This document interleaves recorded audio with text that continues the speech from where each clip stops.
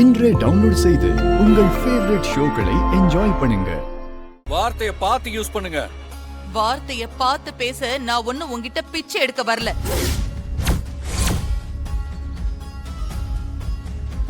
உங்க அம்மா வேலைக்காரி தானே? வேலைக்காரியா இருந்துதானே அந்த வீட்டுக்கு எஜமானி ஆனா.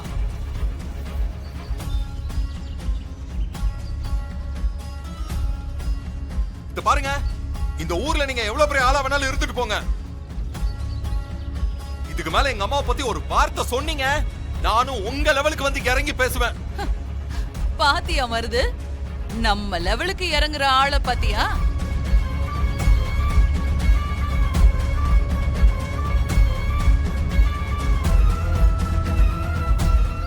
ஐயோ இங்க நடக்கிறதெல்லாம் நிஜமா? என்னால நம்பவே முடியல. இத்தனை நாளா என் மனசுல இருந்த ஆத்திரத்தெல்லாம் நானே ஆதிலட்சுமிய வந்து பேசின மாதிரி இருக்கு.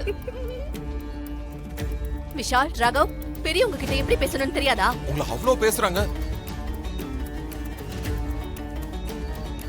நீங்க சொல்றது சரிதாங்க.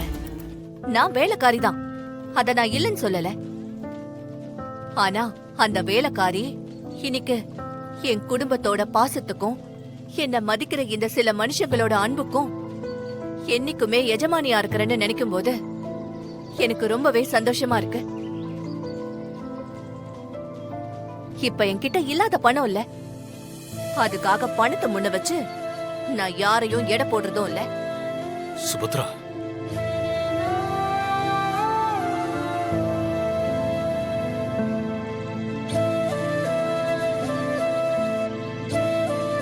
இதுதான் எங்க அத்தை. யார் எவ்வளவு காயப்படுத்தினாலும் அவங்களுக்கு உண்டான மரியாதைய எப்படி கொடுக்கணும்னு தெரிஞ்சவங்க தான் மனசளவுல நிஜமான பணக்காரங்க.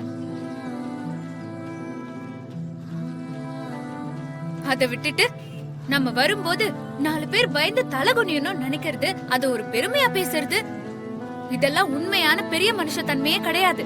அதெல்லாம் வெறும் ஈகோ. ஏய், யார்கிட்ட பேசுறோன்னு தெரிஞ்சு பேசு.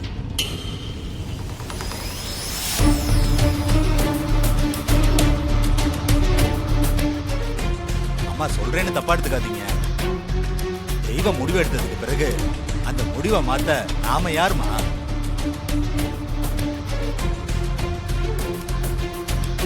தெய்வ முடிவை மதிக்கிறது தான் நம்ம எல்லாருக்கும் நல்லது. அதை விட்டுட்டு தெய்வ காரியத்துக்கு வந்தவங்கள இப்படி அசிங்கப்படுத்துறது சரியாமா? சும்மா சாமி செயல்னு சொல்லி கதை கட்டாதீங்க.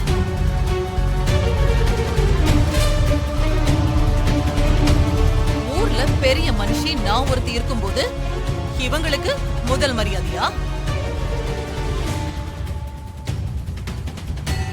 அப்போ இந்த ஊர்ல இந்த ஆதிலட்சுமிக்கு என்ன கௌரவம் இருக்கு?